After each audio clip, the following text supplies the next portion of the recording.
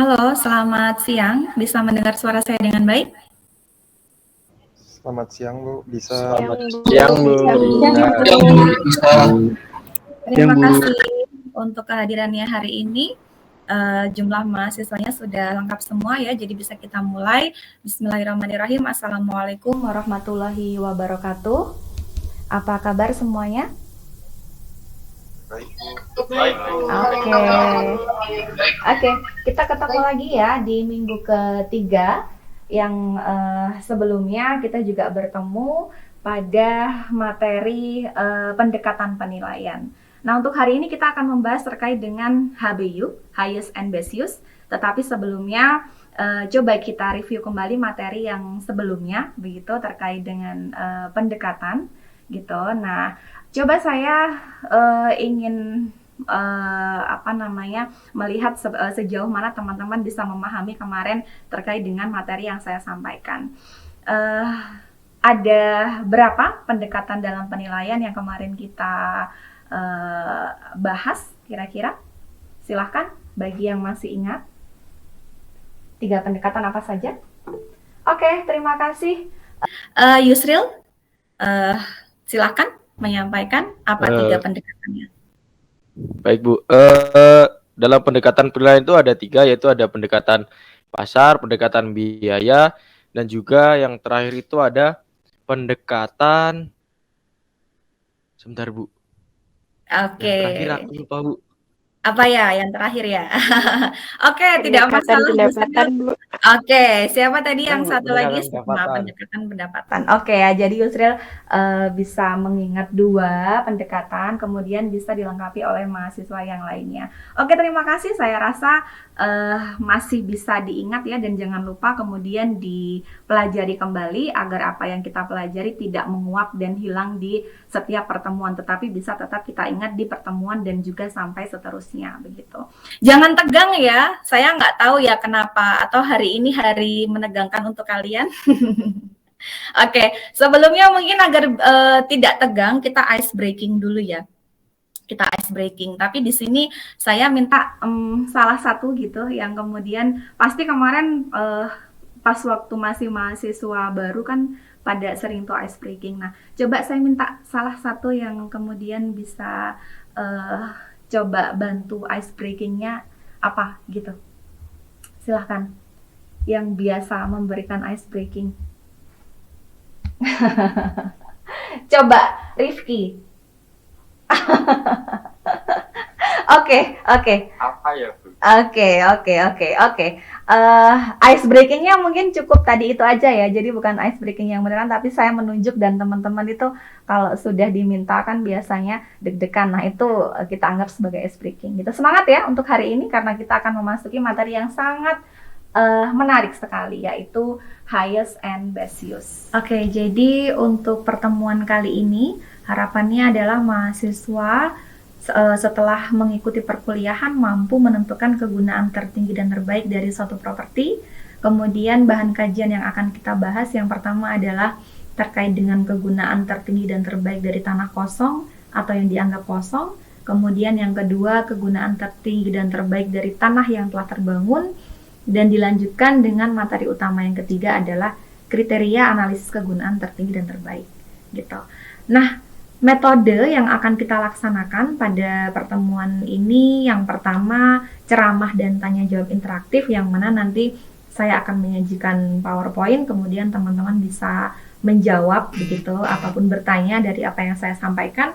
Kemudian kita lanjutkan dengan diskusi. Nah, diskusi di sini harapannya teman-teman juga bisa mengajukan pertanyaan maupun menjawab apa yang saya tanyakan, sehingga di sini nantinya tidak hanya mendengarkan atau hanya pasif, tetapi juga karena memang nilai untuk keaktifan itu ada atau memiliki bobot penilaian, jadi teman-teman harus juga bisa aktif dalam sesi diskusi. Kemudian dilanjutkan dengan pemberian tugas di akhir sesi. Nah, kemudian penilaiannya sesuai dengan yang di awal, untuk tugas dan juga keaktifan itu memiliki bobot atau persentase, yaitu untuk tugas 20% dan keaktifan adalah 10%.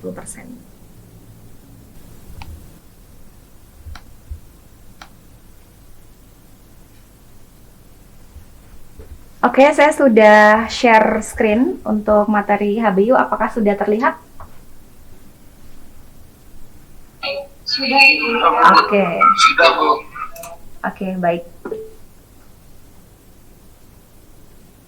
Oke, saya akan memutarkan video terkait dengan tanah kosong yang nanti juga berkaitan dengan pembahasan HBU. Silahkan, selamat menonton. Jangan asik menonton, tetapi juga nanti dianalisis ya. Kemudian dilihat apa saja yang menjadi poin dari video yang akan saya berikan.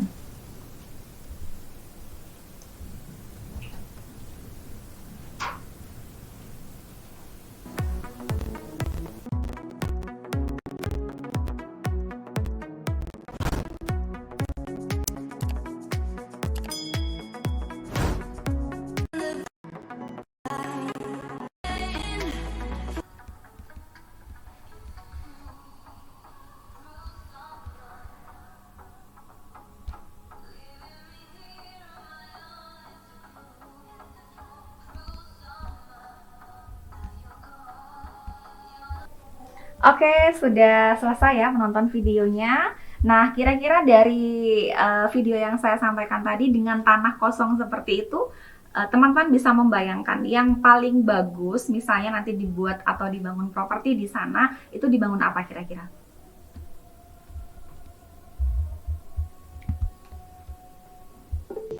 Iya, silahkan. Menurut saya tanah kosong seperti yang ditampilkan di video tadi itu cocok untuk dibangun seperti ruko, Bu. Oke, ruko ya. Karena kenapa? Strategis di sekitarannya banyak mungkin sama-sama komersil gitu atau gimana? Iya betul, Bu, karena di sekitar dari tanah tersebut itu banyak bangunan komersil juga dan di situ menurut saya seperti pusat pusat kota di daerah tersebut gitu. Oke, iya terima kasih Yusril. Bayangkan ya teman-teman tuh punya tanah itu punya kalian gitu. Kalau Yusril bayangannya mau dibuat ruko gitu. Oke, coba yang lain ya. Saya pengen dengar suaranya Farah. Kalau Farah kira-kira mau dijadikan apa kalau punya tanah seluas itu? Bu, kalau saya ingin lebih ke milih untuk buat kos-kosan sih, Bu. Kalau karena letaknya yang strategis dekat. Oke. Jadi unik gitu, jadi bisa dibangun untuk kos-kosan. Oke, mau dibuat kos-kosan ya Farah. Baik, terima kasih. Di sini bisa ada perwakilan dari Yusril dan Farah. Ternyata kalau punya atau memiliki tanah kosong seluas itu mau dibikin dua hal yang berbeda. Yang satu adalah ruko, yang satu lagi adalah kos-kosan. Nah, kira-kira bangunan apa sih yang paling tepat gitu ya, yang akan memberikan nilai tertinggi, kegunaan tertinggi dan terbaiknya itu apa? Karena sebenarnya begini, jadi dari beberapa opsi gitu ya, sebelum kita melakukan analisis itu akan kita punya beberapa opsi gitu. Opsinya tentu saja tidak kemudian kita hanya asal, tetapi kita bisa melihat dari beberapa komponen HBU itu sendiri. Anggaplah misalnya dari analisis kita punya tiga opsi tadi ya, ruko, kemudian kos-kosan sama hotel misalnya. Nah, nanti bisa dengan analisis HBU kita bisa menentukan mana dari tiga itu yang paling terbaik. Jadi nantinya akan memberikan manfaat gitu ya, atau mungkin benefit yang paling tinggi dari tiga itu. Nah, itu kita bisa menggunakan analisis HBU. Oke, kita masuk ke materi di sini. Apa sih sebenarnya analisis highest and best use itu gitu. Teman-teman jangan ini ya, kemudian kalau misalnya saya menyampaikan kok HBU sih, kenapa nggak HBU atau HBU gitu ya. Kalau HBU itu kan rasanya campuran gitu ya, berasa kayak ini mau bahasa Indonesia atau bahasa Inggris gitu. Tetapi memang itu lazimnya dalam penilaian kita bilangnya itu adalah HBU gitu. Apa ya yang memang sering atau istilah yang digunakan. Nah, HBU itu sendiri merupakan penggunaan yang paling memungkinkan dan diizinkan dari suatu tanah kosong atau tanah yang sudah dibangun, yang mana secara fisik memungkinkan, didukung atau dibenarkan oleh peraturan, layak secara keuangan dan menghasilkan nilai tertinggi. Nah, di sini bisa di-highlight ya, atau diambil keywordnya, yaitu dia secara fisik memungkinkan, didukung dan dibenarkan oleh peraturan, layak secara keuangan dan menghasilkan nilai tertinggi. Jadi tadi kalau misalnya dari 3 opsi tadi ya, kira-kira dari 3 itu yang kemudian memenuhi 4 kata kunci itu yang mana? Nah, nanti dari analisisnya bisa menghasilkan satu properti yang paling sesuai yang bisa dibangun di sana. Begitu. Nah, kemudian HBU itu sendiri tidak hanya bisa kita analisis dari tanah kosong, tetapi juga tanah yang dianggap kosong. Artinya apa? Artinya tanah itu sebenarnya tidak kosong, tapi ada bangunan di atasnya, namun secara ekonomi dia sudah tidak menghasilkan. Jadi kalau misalnya kita mau beli gitu ya, misalnya mau beli tanah kosong itu yang atasnya ada bangunan yang sudah tidak ada manfaat secara ekonomi, anggaplah ketika kita ingin membeli tanah kosong itu kita nggak mau kalau kemudian harganya termasuk dengan bangunannya, karena kalau misal kita beli bangunannya harus kita robohkan atau tidak berguna lagi, sehingga kita nggak mau membayar lebih untuk bangunan itu, sehingga kalau kita beli ya dianggap tanah saja gitu. Atau HBU itu juga bisa menganalisis properti yang telah terbangun. Jadi misalnya sudah ada hotel begitu, kemudian ingin dilakukan analisis ulang. Misalnya saja teman-teman nanti punya hotel gitu ya. Amin ya. Ini yang amin, semoga karena pas azan zuhur, biasanya kalau setelah azan itu katanya salah satu doa yang diijabah gitu. Jadi banyak-banyaklah berdoa ketika setelah azan. Makanya ketika saya berdoa, teman-teman punya hotel, entah dalam hati atau ucapan, bilang amin. Saya juga bilang amin. Semoga kita sama-sama punya hotel nantinya.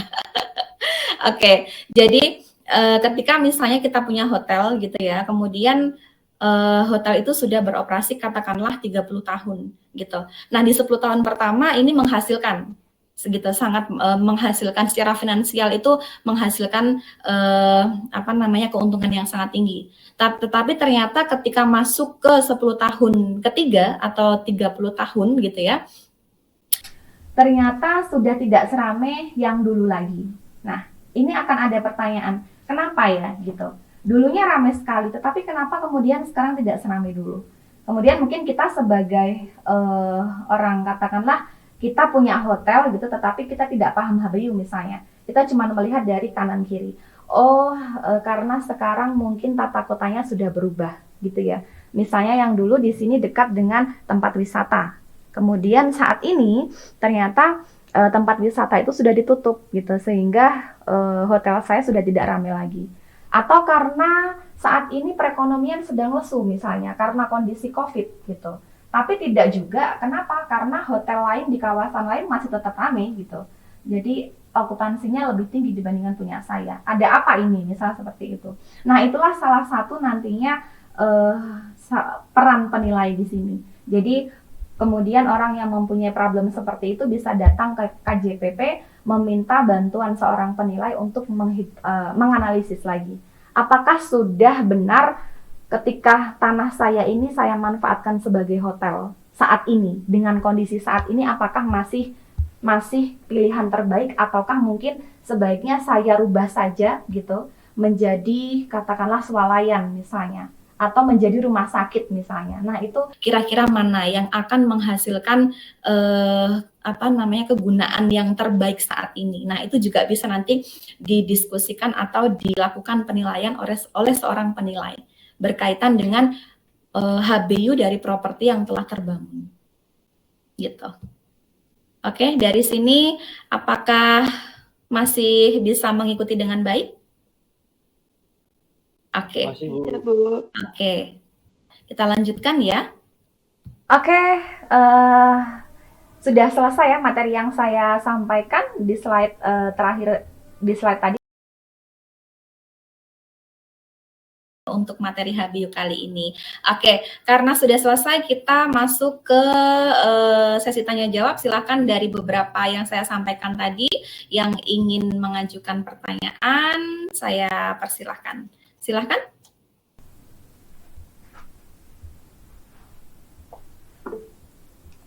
Oke, terima kasih. Andi Lahfah, silakan. Ya, baik, Bu. Sebenarnya Rasik sudah memberikan kesempatan. Saya ingin bertanya, apakah bisa jika HBU ini ada dua, seperti contohnya HBU hotel dan HBU apartemen, karena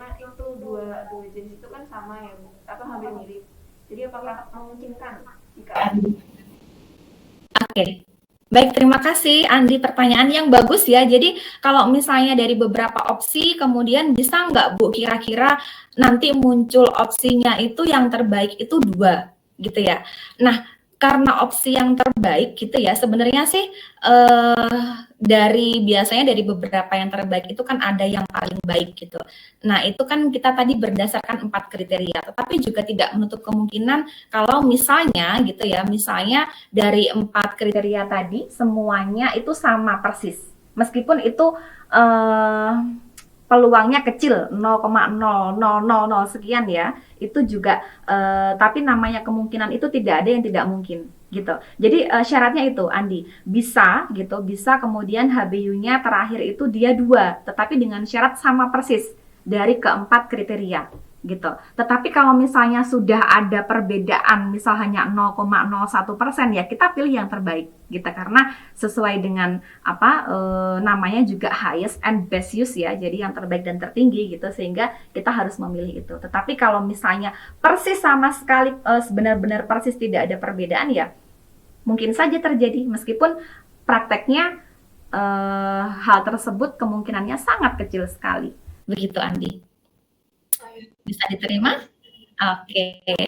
Oke, baik, terima kasih teman-teman karena waktunya juga sudah selesai. Kemudian bisa kita lanjutkan ya. Nanti teman-teman bisa mengikuti kuis yang kemudian bisa menjadi salah satu indikator penilaian untuk hari ini. Silahkan mengikuti kuis yang sudah saya siapkan di linknya sudah saya share melalui menu chat. Nah, dari sana nanti teman-teman harus mengikuti dan mengerjakan kuis tersebut gitu. Sekali lagi ini adalah salah satu indikatornya gitu. Kemudian nanti juga ada link kedua. Link kedua itu merupakan hasil yang kemarin teman-teman saya minta untuk mengumpulkan video melalui media sosial, ada melalui YouTube, Instagram, Facebook, dan TikTok. Nah, sudah saya pilih salah satu yang terbaik di situ kriterianya sudah seperti yang saya sampaikan di minggu sebelumnya, yaitu yang pertama adalah sesuai dengan materi, kemudian memang sesuai dengan media sosialnya gitu. Dan sudah ada satu yang saya pilih yang menurut penilaian itu yang paling terbaik. Nah, nanti bisa dilihat siapa itu ada di link yang kedua sebagai bocoran. Itu yang pada sosial media TikTok gitu. Jadi yang kemudian merasa kemarin uploadnya di TikTok, nah itu mungkin akan berkesempatan. Jangan lupa itu juga menjadi salah satu indikator penilaian penting ya, sehingga yang saya pilih akan mendapatkan nilai atau poin lebih. Begitu? Baik, terima kasih. Nanti ketemu di kuis ya. Jangan lupa langsung diikuti setelah ini. Terima kasih teman-teman. Semoga semua dalam keadaan sehat selalu, teman-teman dan keluarganya selalu waspada dalam kondisi COVID seperti ini, taati protokol COVID, dan selamat berjumpa di minggu depan. Saya akhiri, wassalamualaikum warahmatullahi wabarakatuh. Terima kasih.